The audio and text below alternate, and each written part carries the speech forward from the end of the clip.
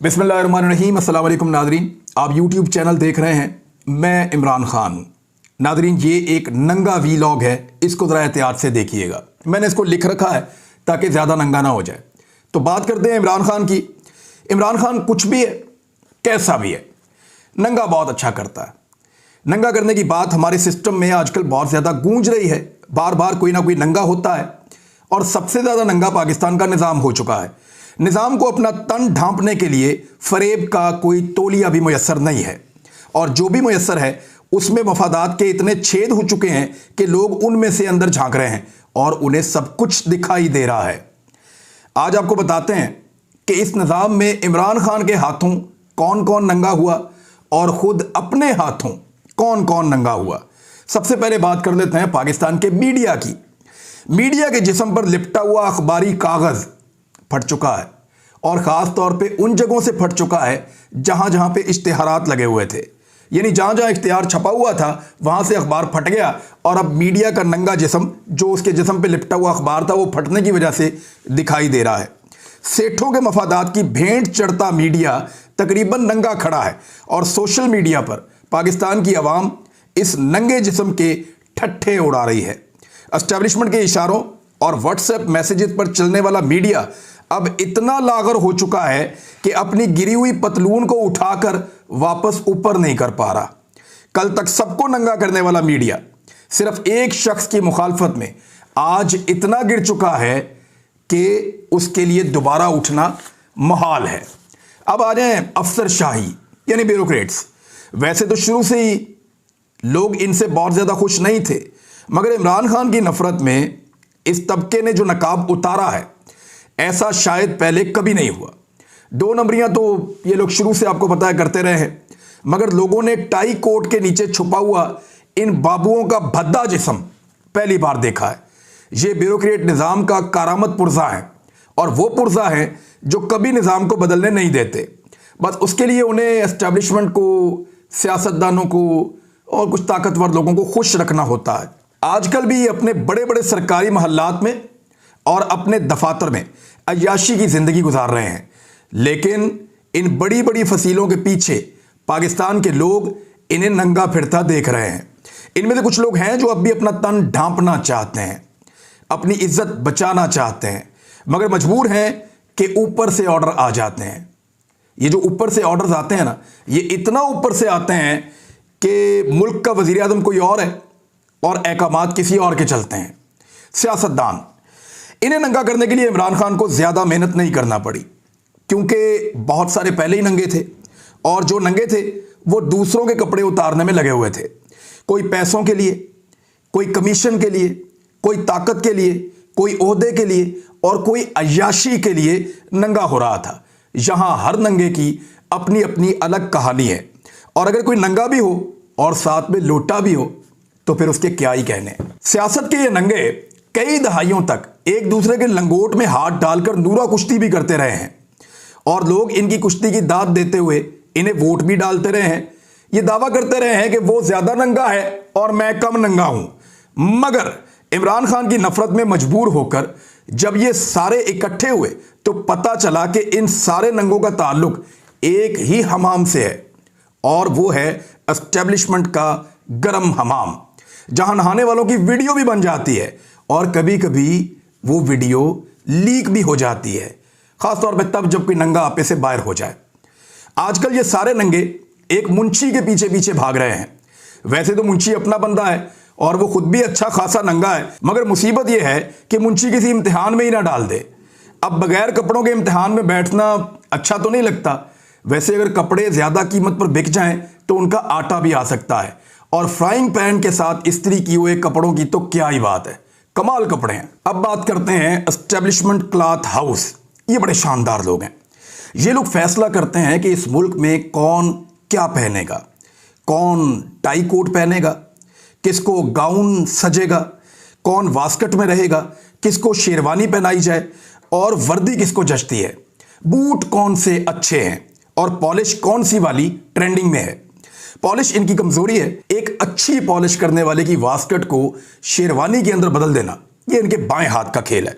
इनके पास हर साइज की शेरवानी भी है और हर साइज का फंदा भी। क़याम पाकिस्तान से लेकर अब तक लोग इनके बेदाग कपड़ों की तारीफ करते रहे हैं, जबकि इनके गंदे कपड़े धोने का काम पुलिस और दीगर इदारों ने ज़बरदस्त तरीके से अंजाम दिया है और ये काम करने का उन्होंने इनाम भी वसूल किया है। अभी हाल ही में कुछ लोग एक शख्स की शेरवानी उतारते उतारते खुद अपने कपड़े उतार बैठे हैं और शदीद गुस्से में उस शख्स के साथियों को नंगा करते फिरते हैं। बहरहाल इस सारे नंगपुने का एक पहलू यह भी है कि इस मुल्क में अब नंगा फिरना एक ट्रेंड बनता जा रहा है। सारे नंगे एक जानिब खड़े हो गए हैं और दूसरी जानिब उनके कपड़ों के ढेर पर वही शख्स अवाम के सहारे जख्मी खड़ा है और भोली भाली अवाम चिल्ला रही है कि देखो वो भी नंगा है, ये भी नंगा है, अरे उसके पास कपड़े नहीं हैं, अरे उसके पास भी कपड़े नहीं हैं, देखो उसके नंगे जिस्म से ताफुन उठ रहा है और बदबू फैल रही है, वो देखो सबसे बड़ा नंगा, ओए उसके पास तो कैमरा भी है। लोग हैरान हैं कि कल तक शरीफ दिखने वाले ये माफियाज किस हद तक नंगे हैं और यही हमारा आज का नंगा सच है। वैसे कुछ नंगे ऐसे भी हैं जिनका जिक्र मैं यहां पे नहीं करूंगा क्योंकि वो बहुत ज्यादा नंगे हैं और हमें भी नंगा होने का शौक नहीं है। तो नाजरीन, ये तो थी नंगों की कहानी, मैंने आपको बताई है। इमरान खान ने कुछ और किया या नहीं किया, ये काम तो बहुत अच्छे तरीके से किया है और पाकिस्तानियों ने हर शख्स को पहचान लिया है कि उसके बेहतरीन कपड़ों के नीचे उसका नंगा जिस्म कैसा दिखता है और अंदर से वो क्या है। जिस धोखे में ये कौम रही बड़े लंबे अरसे तक, बहुत सारे लोगों से धोखे में रही, वो धोखे अब ऐसा लगता है कि दूर होते चले जा रहे हैं और लोग अब मज़ीद धोखे में नहीं रहना चाहते। वो मौका ढूंढ रहे हैं कि उनको मौका मिले और वो कपड़ों के हिसाब से अपना फैसला करें और इंतखाब करें, लेकिन नंगे भाग रहे हैं और वो किसी फैसले का हिस्सा नहीं बनना चाहते बल्कि मजीद कंट्रोवर्सीज के अंदर इस मुल्क को लेकर जा रहे हैं। अब आ जाए कुछ खबरों की जानिब। पेशावर के अंदर जेल भरो तहरीक जो है वो कल हुई है, अब रावलपिंडी के अंदर होगी। सूरत हाल आपके सामने है।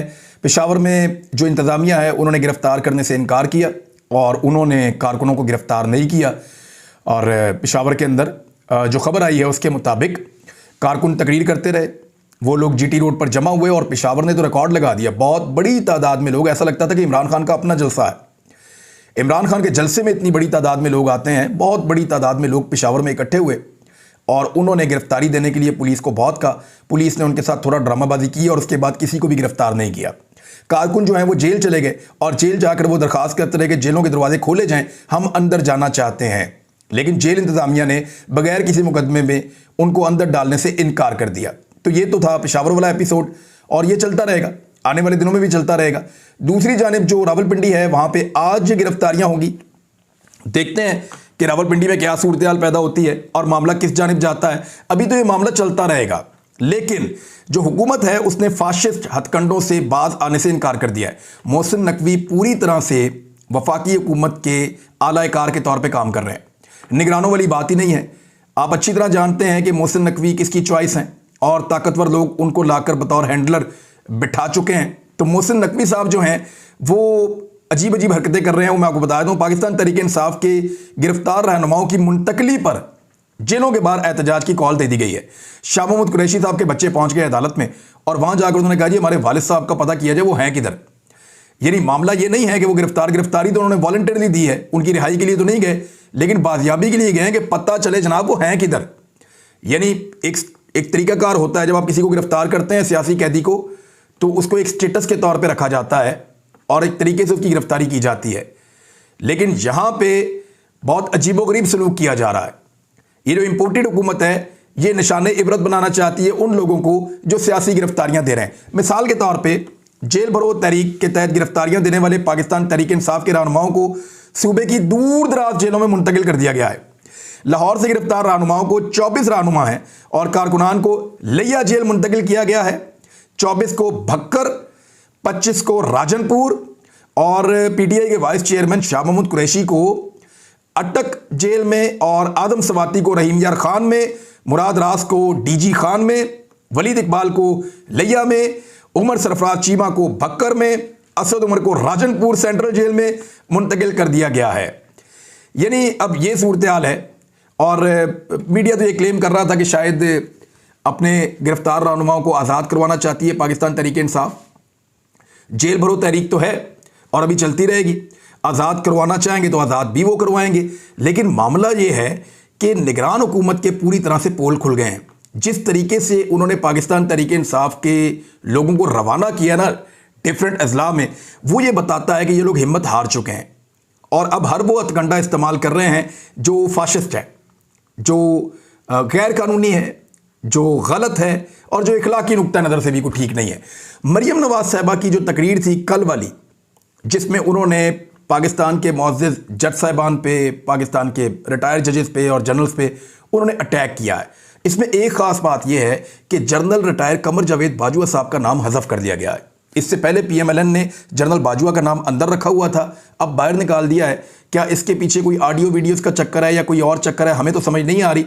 ये यही लोग करते रहे हैं तो इन्हीं को पता है कि इसके अंदर क्या चक्कर है। लेकिन बाजवा साहब का नाम निकाल दिया गया है और 2 सर्विंग जजेस का नाम उसके अंदर डाल दिया गया है और बाकायदा मरियम नवाज साहिबा ने पाकिस्तान टेलीविजन के ऊपर इसको चलवाया है और मरियम औरंगजेब साहिबा उसके लिए रिस्पॉन्सिबल हैं और जजेस की तौहीन कंटिन्यूसली की जा रही है। ये क्यों हो रहा है? देखिए, उन्हें इस बात का आइडिया है कि मैदान में आकर वो हार जाएंगे और मैदान में वो मुकाबला कर नहीं सकते। अब मैदान से भागने का सबसे बेहतर रास्ता यह है कि कंट्रोवर्सीज क्रिएट की जाएं, इस तरह के हालात पैदा कर दिए जाएं जिसके अंदर गिरफ्तारियां हों, जिसके अंदर हालात ख़राब हों, जिसके अंदर इलेक्शन से किसी भी तरह से अवॉइड किया जा सके, इलेक्शन से बचा जा सके। सुप्रीम कोर्ट ऑफ पाकिस्तान में जो एक नुक्ता उठाया गया है कि असम्बलियाँ तहलील कैसे की जा सकती है और किस बुनियाद पर की गई हैं, तो देखिए ये तो खालिसतन सियासी हुकूमत का फैसला होता है। पूरी दुनिया के अंदर, यूरोप के अंदर, दूसरे मुल्कों के अंदर असम्बलियाँ तहलील की जाती हैं और छोटी छोटी बातों के ऊपर तहलील कर दी जाती हैं कि जनाब हमें नहीं लगता कि इस मैंडेट के साथ हम लोगों की खिदमत कर पा रहे हैं, लिहाजा हम असम्बलियाँ तहलील करने जा रहे हैं और असम्बलियाँ तहलील करने के बाद हम दोबारा इलेक्शन में जाएंगे, फ्रेश मैंडेट लेकर जो आएगा वो अवाम की खिदमत करेगा। अब यहाँ पर सुप्रीम कोर्ट ऑफ पाकिस्तान में जो नुक्ता उठाया गया है, इस नुक्ते के पीछे एक बड़ी गहरी, मुझे ऐसा लगता है कि सोच है। वैसे पाकिस्तान की एस्टैब्लिशमेंट के बारे में मैं आपको बता दूं कि उनको ये सूट करता है कि किसी भी तरह से असम्बलियाँ रिवाइव हो जाएं और ये सिस्टम अपना टाइम पूरा करे और उसमें इमरान खान साहब को दीवार से लगाने का मौका ज़्यादा मिलेगा, उसमें नवाज शरीफ साहब को सियासत में इन करने का और इमरान खान साहब को सियासत से आउट करने का पाकिस्तान की एस्टैब्लिशमेंट को ज़्यादा मौका मिलेगा। वैसे भी इमरान खान साहब का दावा है कि एक बहुत ताकतवर शख्स ने नवाज शरीफ साहब से ये वादा किया हुआ है कि वो इमरान खान साहब का पत्ता साफ करेंगे और उनको रास्ते से हटाएंगे। तो नाज़रीन, ये शिकस्त का एतराफ़ है एक तरह से जो PMLN ने किया है और जो ज़बान इस्तेमाल की है, और ये खुला एतराफ़ है शिकस्त का, इसे कोई समझे या ना समझे। अब तक के लिए इतना ही। अपना ख्याल रखिएगा, अपने इस चैनल का भी। मुलाकात होती है अगले वीलॉग में। अल्लाह हाफ़िज़।